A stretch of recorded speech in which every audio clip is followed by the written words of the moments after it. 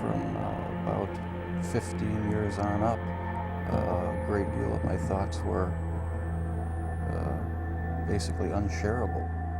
We are all evil in some form or another. Are we not? Yes, I am not 100%, but I am evil. My mother was a sick, angry, hungry, and very sad woman. I hated her, but I wanted to love my mother. This is Serial Killing, a podcast. Hello again, and welcome to Serial Killing, a podcast. This is Alyssa Carroll, and I am your host and the creator of @serial_killing on Instagram, where we go through the life stories of serial killers to see if we might catch a glimpse of why they displayed their famous, vile, and disturbing behaviors. This week's podcast is part 2 of Jeffrey Dahmer. Now, if you haven't listened to part 1, though I know most of you have, I recommend going back and listening to it. In it, I go into great detail about his family history and how he could have very well inherited a violence gene, as well as his alcoholism from his recent ancestors. And we dived into his childhood environment, really getting into the science of possibilities as to why he went, well, dark side. In this episode, we are going to get into what happened after high school. Now, it goes without saying that this is going to be graphic. Those that know about him know exactly what he did, and there really isn't any need, in my opinion, to just continue to spew the gore and the guts into such finite detail as most people who talk about him do. His apartment, some of his Polaroids, all of that stuff is but a Google search away. However, this is still going to be graphic. There's just no way around it. Okay, here we go. So after high school, Jeffrey was completely alone. His father, Lionel, was living elsewhere, and by this point, he was dating a woman by the name of Sherry, whom he would go on to marry. Joyce, his mother, had taken his little brother David and moved to Chippewa Falls, Wisconsin, near her family, though she would go on to California. And Jeff was now a full-blown alcoholic. He used booze to help him distract himself from the compulsive thoughts that had plagued his mind for a few years now. As I said in part 1, the intro to this podcast has Jeffrey saying, quote, "From about 15 years on up, my thoughts were basically unshareable," unquote.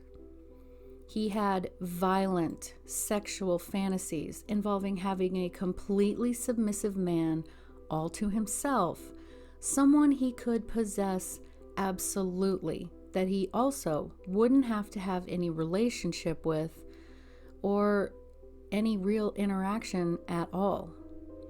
He said in his Stone Phillips interview that he didn't know how to tell anyone, so he just didn't. He had, at one point, waited for a jogger in some bushes with a baseball bat to run past his house, but lucky for the jogger, he had skipped that day. He fantasized about picking up a hitchhiker and holding him hostage. Then, about a month after graduation, he was feeling incredibly lonely and discarded, and he was driving and saw a young man hitchhiking. The young man was 18-year-old Stephen Hicks. Jeff's fantasy had now become a reality. He pulled over and offered to give him a ride to where he was going, but invited him to come to his house first so that they could drink some beer.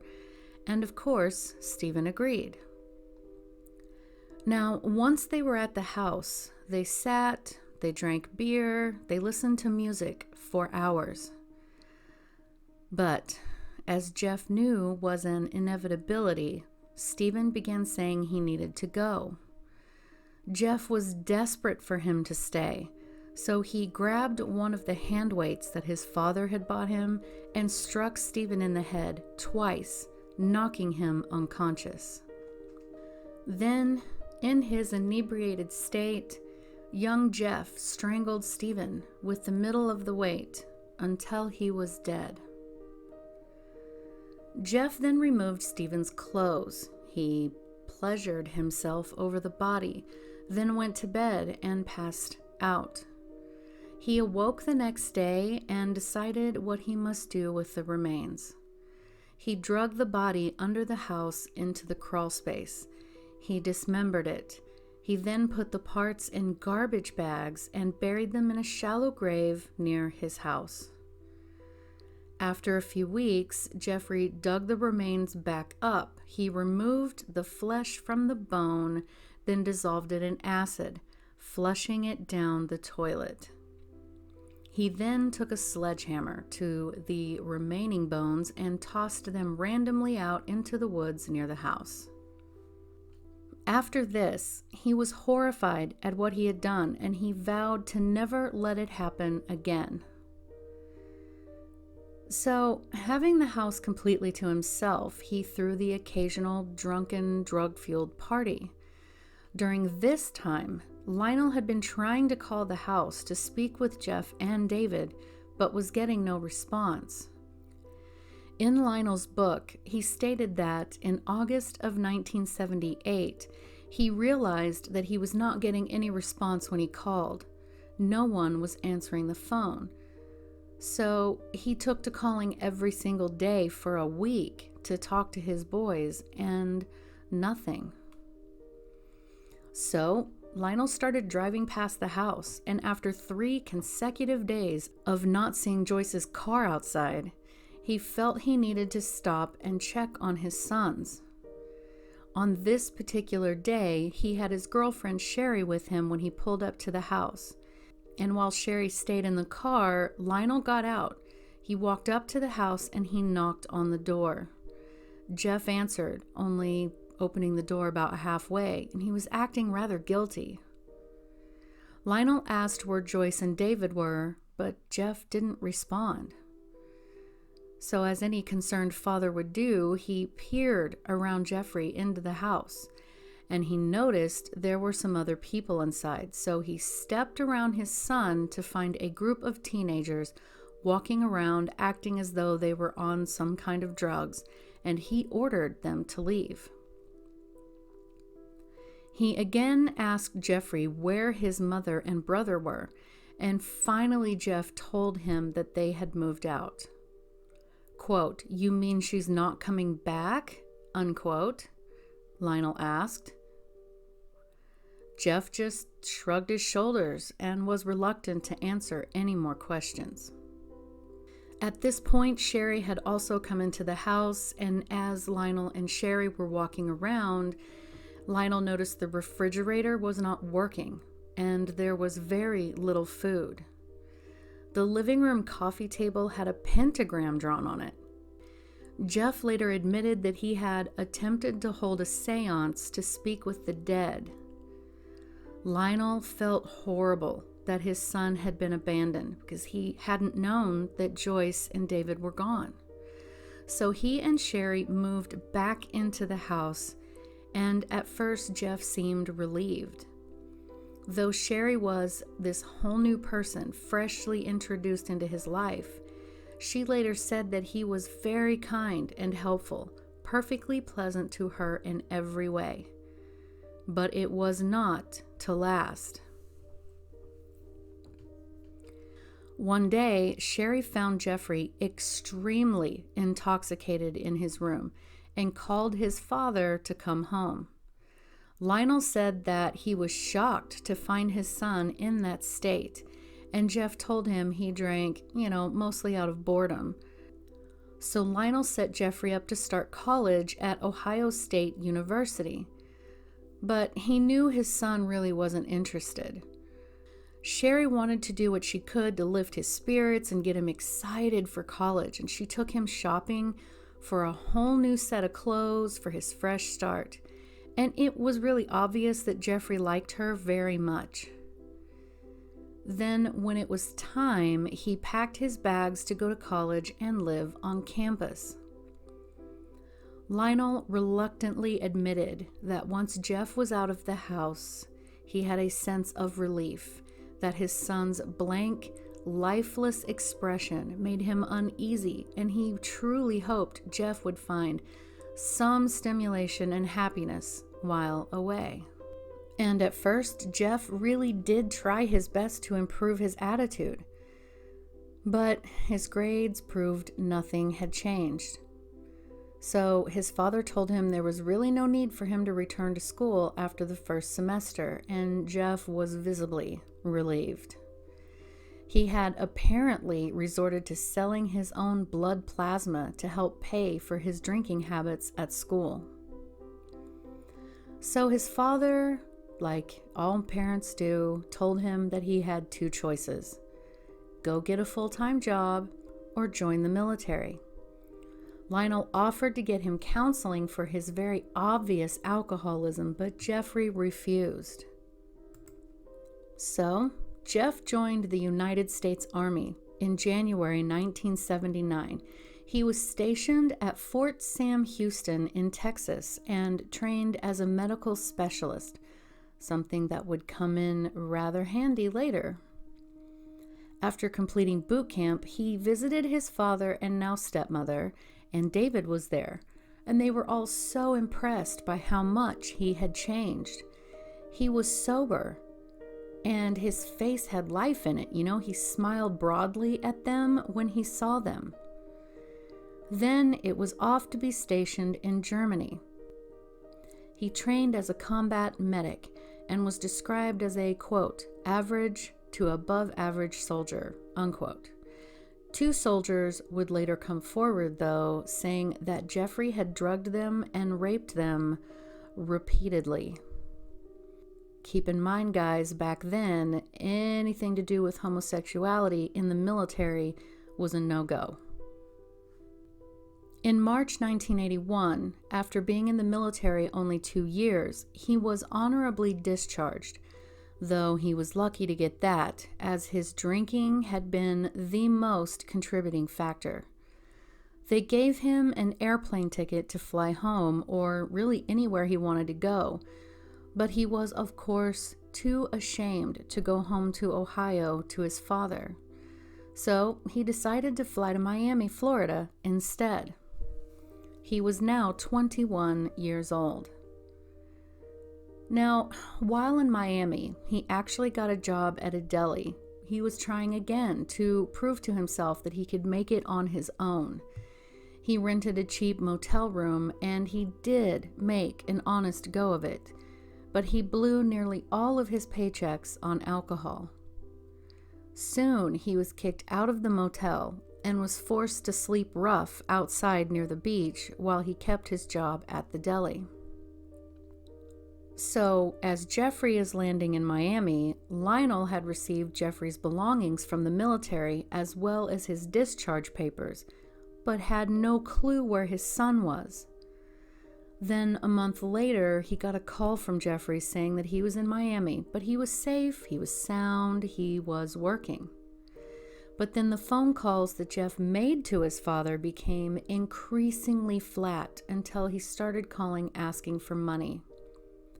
Sherry told him that she would not send him money, but she would be more than happy to have an airplane ticket ready for him at the airport to come home. So Jeff agreed. And at first, things were great. He happily helped around the house and displayed a very positive attitude.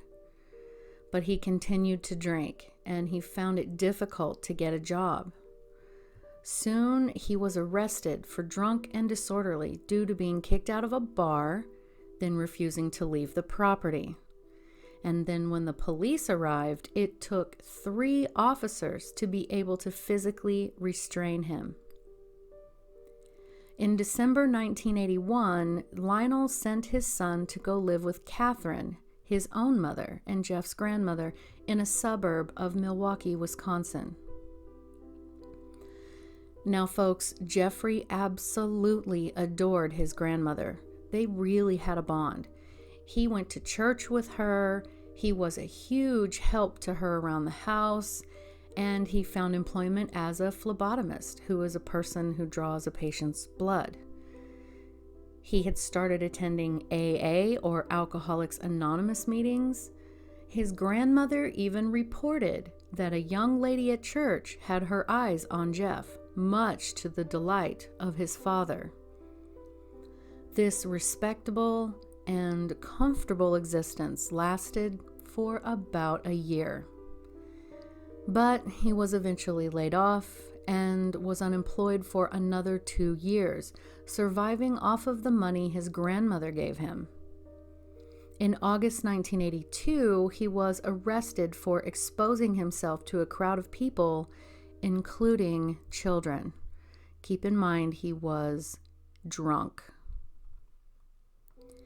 After this, he got a job at the Ambrosia Chocolate Company, working overnights 6 days a week, getting Saturday nights off. So one day, while he was visiting a local library, he was approached by a man who slipped him a note. Confused, he opened it, and it said that the man wanted to perform oral sex on Jeffrey. This excited him, but he didn't take the man up on the offer. What this did, though, was awaken the part of his mind that he had long been trying to bury. Though never truly gone, this brought his dark, violent sexual fantasies to the forefront again, and this is when he began going to the local gay bars and the bathhouses. And for those who might not know, a gay bathhouse is quite literally a commercial place where men can meet and have casual sex with other men. At this time, Jeffrey also got his hands on a male mannequin, which he took to his grandmother's house to fondle and pleasure himself over. And of course, it was just a matter of time before she found out. It had been 6 years now since Jeff's discharge from the military. His grandmother called Lionel and said she had discovered the mannequin. She could not, for the life of her, understand why he had it. So Lionel spoke with Jeff over the phone to ask about it, and he said that Jeff was completely calm. He said he had taken it from a store just to see if he could get away with it, that he had liked the clothes on the mannequin. His father demanded he return it to the store, but Jeff said he had already discarded it. So, not knowing what else to do, Lionel considered the matter satisfied, but apparently Sherry said that there was something very wrong with the whole situation. So his father visited him and they had a chat about Jeff's future yet again. And again, Jeff nodded amicably, stating his father was right and that he would try to do better. Lionel left. He was doing the best that he knew how to do for his son. Then Jeff's grandmother called his father again, stating she had found a gun under Jeffrey's bed. Again, Lionel called, and Jeff explained it all away, saying he had bought it for target practice at a shooting range. Then another phone call. Jeff's grandmother had decided to go downstairs to speak with Jeff, but he stopped her, stating he wasn't dressed. Later, she saw another man who appeared to be drunk with Jeff, stumbling and staggering, trying to walk. Jeff explained that the man had been an acquaintance who had had too much to drink, so he allowed him to sleep it off in a chair in his grandmother's basement. So at this point, Jeffrey was visiting the bathhouses more and more. He very much enjoyed the atmosphere, but he didn't enjoy that his partners wanted to be, active participants. He wanted them to be completely submissive, no talking, no moving. He said later in interviews that he began unconsciously training himself to view these men as objects of pleasure instead of people. He began buying his lovers drinks that he had put crushed up sleeping pills in, then raping them while they were passed out. At last, he was getting the sensations he had always fantasized about. Only these men figured out pretty quickly what he had done to them and complained to the management, and Jeffrey was kicked out. He developed a reputation, by the way. There were people around these clubs who knew who he was and were pretty leery of him. So he resorted to renting hotel rooms. The now 27-year-old Jeff met Steve Toomey in a bar, and the two hit it off immediately. He asked Steve if he'd like to go back to his hotel room, and Steve agreed. Jeff's plan was to drug Steve, then rape him while he was passed out, but he had allowed himself to get very, very drunk, and when he awoke the next morning, he found Steve's lifeless body nearly hanging off of the hotel bed. Jeff stated his forearms were bruised and sore, and that Steve's chest was also bruised and beat in, and he did have some blood coming from his mouth. He later said in interviews that he had absolutely no memory of killing Steve, but that he knew he had. He left the room, he purchased a large suitcase, he put Steve's body inside. He then took it back to his grandmother's house into the basement, where he left it for a week. Now, after another phone call was made from his grandmother to his father, stating she had opened the garage to drive her car in, and as she got out, she was overwhelmed with this foul stench. She asked Jeff, who explained it away as a dirty cat litter box, but she knew that was not it. Lionel called his son, who quickly explained that he was just back into his old hobby of using acids to dissolve the tissues off of chicken carcasses. Jeff dismembered Steve and put the pieces into garbage bags, save the head. He managed to put Steve's remains out in the garbage, which was picked up.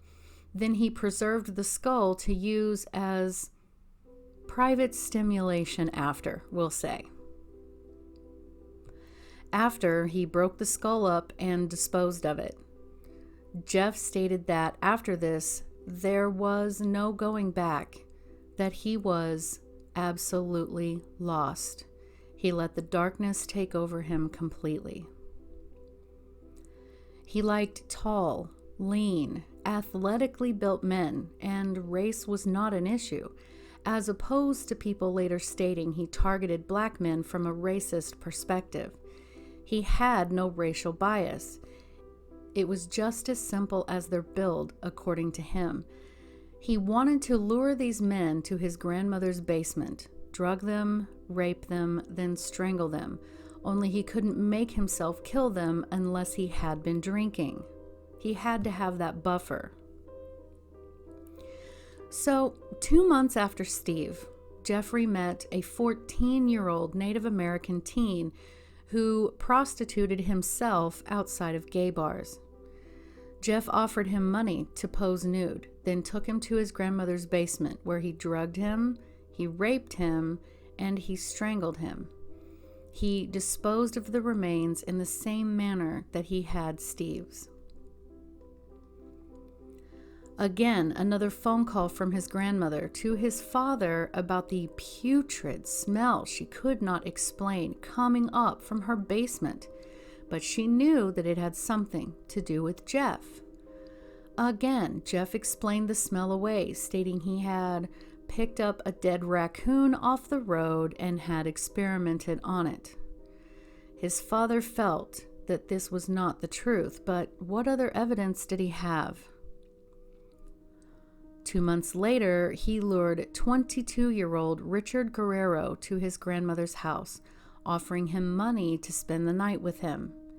He did the same to him as he had done to the last 2 victims, only he had sex with the body after the young man was already dead. This was Jeffrey's introduction into necrophilia. By this point, his grandmother had asked him to move out. She rightly suspected of what kind of men he was spending time with. She also could no longer take the unexplainable odor coming from her basement. So he got an apartment, but this is not his famous apartment.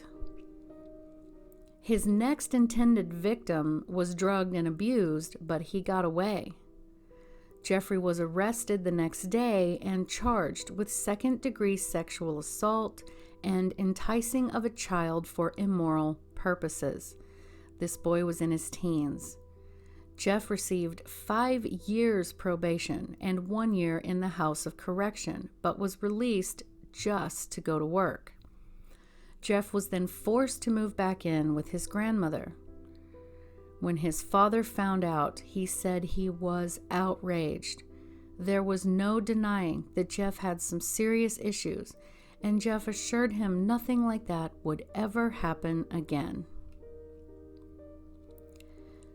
Now, this is crazy. During the small window of time between his arrest and the conviction, he met 24-year-old Anthony Sears, who went back to his grandmother's house with him.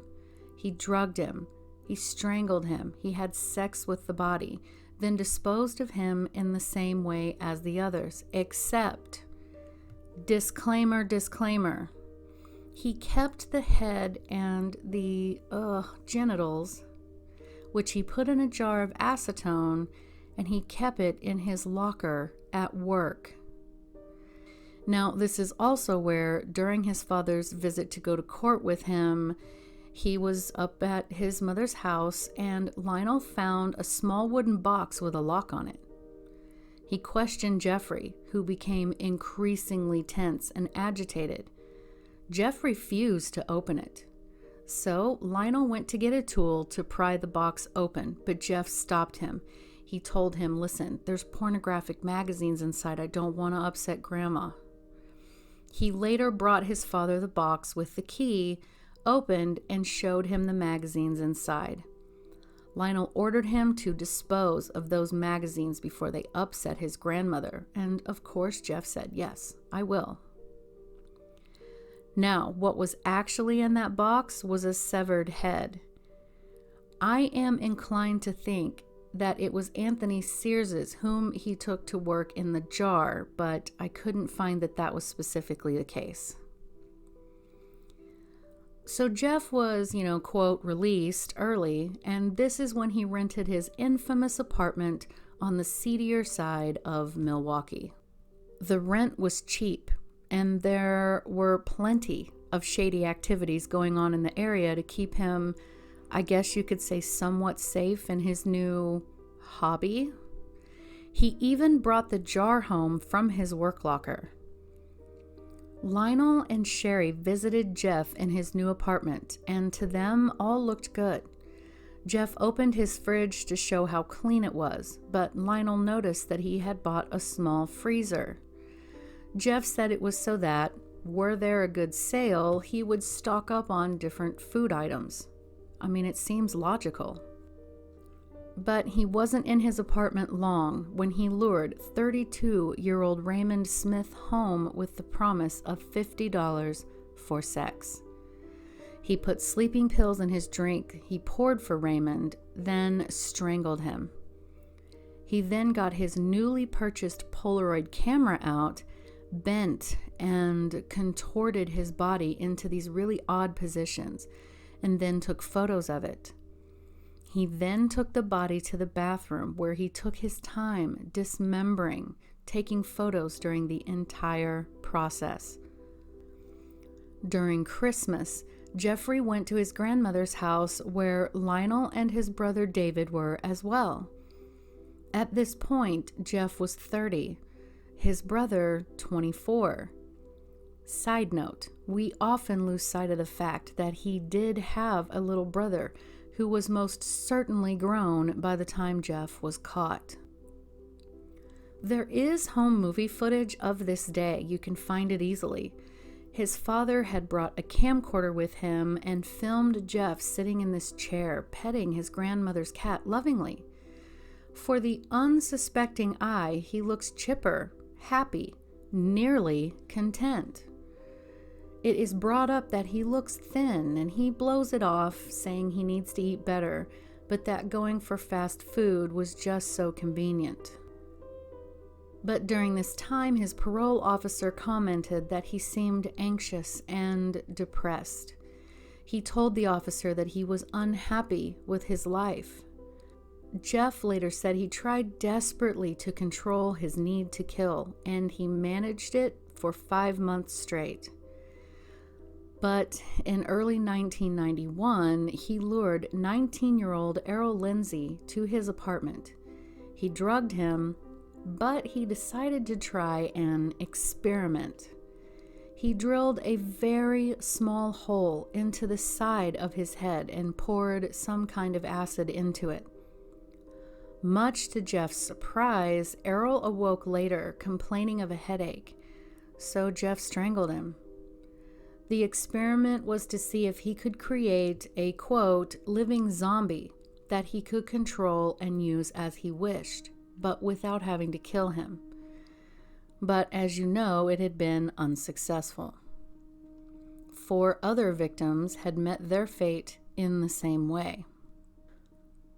So after killing so many people in this apartment, of course at this point, his neighbors in the apartment began to complain to the management about this horrible smell that had begun to emanate from his place, as well as these strange and troubling noises they heard, such as a chainsaw. When asked, Jeff explained that, his freezer had stopped working and some of the meat inside had spoiled. He also said that he had had some fish in his beloved fish tank and they died, so he promised to clean everything up. He would make it all right. Then Jeffrey met the younger brother of the victim that had escaped him, that he had been arrested for, I do not know for sure whether or not he realized who this teen was. But regardless, he lured that boy back to his apartment with the promise of money for some photographs. He drugged the teen's drink. He waited for him to become unconscious, then tried his drill to the head experiment, putting acid into the boy's head, then took him to the bedroom. Now, on the floor next to the bed was a previous victim's body still laying there. Jeff drank some beer. He laid beside the teen, lovingly stroking him and listening to his heartbeat. He then got up and left to go purchase more beer. While Jeff was gone, the teen woke up enough to get out of the apartment and stumble outside, and he was completely naked. 2 women found him and called 911. That call can be found on YouTube if you would like to hear it. The cops came just as Jeffrey was walking back with his purchase. He saw them and he immediately walked over. He told the police that the teen was his 18-year-old lover, that they had just had too much to drink. Now, the women pointed out that the teen was bleeding from his rectum as well as his head, but for whatever reason, the police allowed Jeff to take the teen back to his apartment. Jeff then promptly killed him. He began keeping entrails and other innards in his refrigerator and freezer. His freezer was full. He bought this blue barrel with an airtight lid, and he stored torsos inside. And during all of this, he was missing work, and he found out that he had been effectively fired from the factory. He was killing so frequently, it was all becoming a blur, and yet he could not stop himself. On July 22nd, 1991, Jeffrey met and invited 32-year-old Tracy Edwards back to his apartment for drinks and company. Tracy happily agreed to go. Once inside, Tracy immediately noticed a horrible smell. As he was trying to determine what it was, Jeffrey slipped a handcuff on one of his wrists and asked him to come into the bedroom. Tracy was looking around and he noticed pictures and posters of nearly completely nude, muscled men on the walls. On the TV in Jeff's room was the movie The Exorcist 3. Jeff then pulled a knife on Tracy, and in an attempt to distract him, Tracy unbuttoned some buttons on his shirt. Tracy said later that Jeff seemed to glaze over, and he began watching that movie, rocking back and forth, chanting. He then put his head on Tracy's chest. He listened and told him he was going to eat his heart. Terrified, Tracy asked if they could go back to the living room where it was air-conditioned, and Jeff, just distracted I suppose, let go of the handcuffs. It was at that moment that Tracy punched Jeff in the face and ran out of the apartment. He then flagged down 2 police officers who followed him back to the apartment.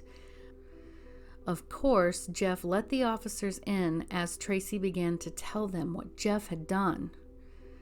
Jeff said the key to the cuffs was in his room and he'd go get it, but one of the officers demanded he back off.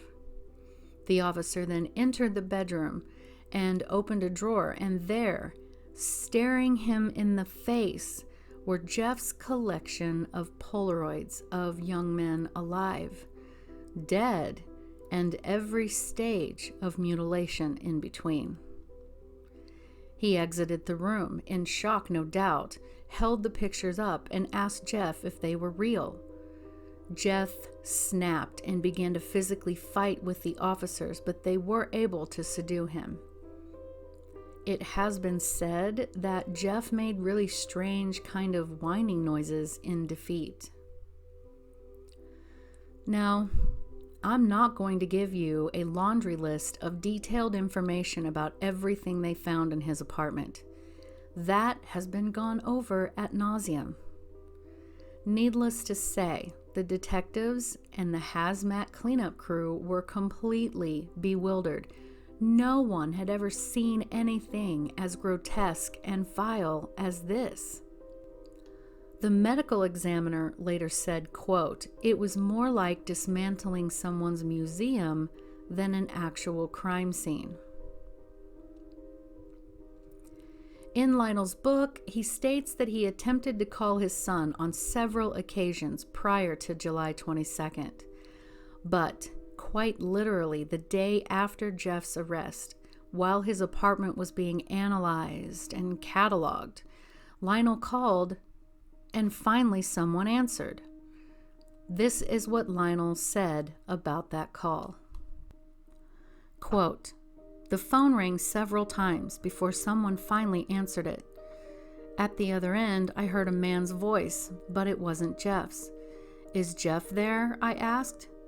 'Jeffrey Dahmer?' the man asked. 'That's right.' 'No, he's not here right now,' the man said in a guarded voice, as if he was being cautious about something. 'Where is Jeff?' I asked. 'He's not here,' the man repeated, still speaking very guardedly. 'Well, who is this?' 'Who is this?' 'I'm Jeff's father.' I could hear something catch in his breath. 'You're Jeffrey Dahmer's father?' 'Yes,' I told him. 'Where is Jeff?' 'Well, your son's not here right now.' 'Well, where is he?' 'Someone will call you, Mr. Dahmer.' 'Call me? About what?' Unquote. Lionel was told a homicide detective would contact him soon. He thought at first that something horrible must have happened to his troubled son, but the man on the phone assured him it was not Jeff. So Joyce, his mother, found out by way of a phone call from a friend. She stated her friend didn't want to tell her what the actual issue was, only that Jeff was in big trouble and she needed to turn on the news. Now, guys, I do not want to discount the shock and horror that absolutely none of us can even remotely imagine his mother experienced, or his father, no matter what kind of person Joyce was. I want you to know that when people figured out she was his mother, she was asked to remove his picture from her desk. Then her desk was moved to an area in the shared office that was not visible to most people, and certainly not the public. She had gone back to school and was at this point a licensed counselor herself. With that said, in the book she took part in, quote, The Silent Victims, The Aftermath of Failed Children on Their Mothers' Lives, unquote, she immediately begins to say everyone blamed her. She said it was an example of gender bias. She said she waited for Lionel or David to call her, but they didn't. She said she contacted Jeff's attorney, who she said acted surprised and, quote, I didn't even know I existed. No one had bothered to tell him Jeff had a mother, unquote. She said she was labeled the mother of the monster. She said that when she finally visited him in prison, he told her he wanted to share every minute detail of what he had done to his victims. He told her he hadn't wanted to hurt anyone, and he made sure none of them suffered, that each had been unconscious. She rants that everyone blames her and that his father was completely let off the hook.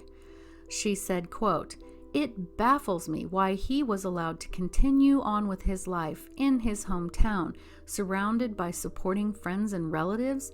Why am I being held solely responsible for Jeff? Why? Lionel was cruel, demanding, and vicious, unquote. She said that she suffered, quote, grievously. As I told you before, she states that it probably would have been better if she had never married, never had children. She says that she laid down beside Lionel and produced, and I quote, a family of sleepwalkers. She refers to David as her baby, who holds a very special place in her heart, and then goes on to say she seldom hears from him and hasn't seen him for years. You have to wonder why. But regardless, Jeffrey openly confessed to every single murder. He hoped that in his openness about his crimes and how he felt might help authorities be able to better predict and stop future serial killers. He also said that he took full responsibility for his crimes and that blaming either one of his parents was wrong. There is some debate about whether or not he actually cannibalized any of his victims, but this is how I look at it. He certainly didn't lie about the gory details of his crimes or any of his victims. Why would he lie about this? On November 28, 1984, Jeffrey and two other men were cleaning a bathroom area alone. One of the inmates took a 20-inch metal bar and beat Jeffrey, mostly in the head and face with it, to near death. Jeffrey was found still alive, but he died an hour later. The inmate, Christopher Scarver, stated he had killed him because God had told him to, and because allegedly Jeffrey was making body parts out of his food and putting ketchup on it to simulate blood. Christopher also said that Jeffrey did not fight him. He allowed him to beat him to death.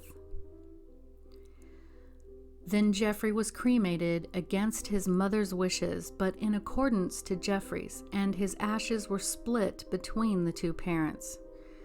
Unfortunately, his brain was not preserved for further research.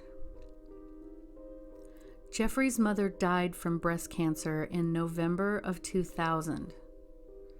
As of 2017, Lionel was still alive, but I could not find any super recent information about him. Catherine, Jeffrey's grandmother, lived long enough to know exactly what her grandson had done, but died just after. And as for David, well, it's anyone's guess. It is reported that he changed his name and lives in anonymity. He flat out refused to be interviewed or even be on camera after his brother's crimes came to light. Lionel and Sherry spoke to Larry King and said that he has a career and a family, including 2 children, and that he was doing well and he was happy. Though I have to wonder if his children know who their uncle was. So that's it. That's the whole story. And I just don't even know how to sum it all up for you. As we explored in part 1, Jeffrey's maternal recent ancestry showed us that there was severe enough mental illness that his great-grandfather had to be committed to a mental hospital. He was also severely alcoholic. His grandmother, Joyce's father, was a very hypersexual individual who was constantly pawing at his wife, and he too was a violent alcoholic. I also told you about Dr. James Fallon and his work with violent psychopathic brain scans, as well as looking at genes involving the inherited violence. He explained how it can only be inherited through the mother, and this is why mostly men are violent serial killers. 1 X from the mother and 1 Y from the father, whereas daughters get 2 X's, so that second X tends to dilute that, if you will. I also spoke about how extreme trauma has been proven recently to live like a signature on our genes for possibly 2 generations. On the other side of the coin, I didn't find anything from Lionel's bloodline that Jeffrey might have inherited, but I certainly don't have every detail. I don't want to point the finger at Joyce, though. She could not have possibly helped any genetics that she passed on to her son, should that have even been the case. She can't be blamed for that part of it, of course. It is reasonable to assume she suffered at the hands of her father, and she did mention he was horrible. But what I take from this entire situation is that, regardless of what Joyce said about Lionel, he worked to understand his son and blamed himself from nearly every angle. He didn't take responsibility for his son's crimes, but from the moment he noticed his son's crippling shyness, was constantly questioning himself whether or not he was being an effective parent, and openly admitted to spending too much time at work. Joyce worked to point her finger in every direction away from her. That is to say, she couldn't deny that she spent time herself in a mental hospital and was prescribed many medications for all of her ailments. And the things she said about being a mother and that her children were sleepwalkers and so on, it is hard to not roll your eyes at her drama. But again, none of us were there, so I don't want to be too harsh. So, the question is, could Jeffrey have been saved? Could some level of intervention past everything the people who loved him tried to do have kept him from being a serial killer? For me, I'd like to think so, but I just don't know. So tell me, what do you think? Leave me a comment on Instagram at serial_killing or YouTube under the same name of this podcast. My website is serialkilling.squarespace.com, and consider sponsoring the podcast. It takes a lot of time to do these, but I do love it. And thank you so much for listening. I know you could be listening to anyone else, but you chose me, and I appreciate that. Thank you, and have a great day.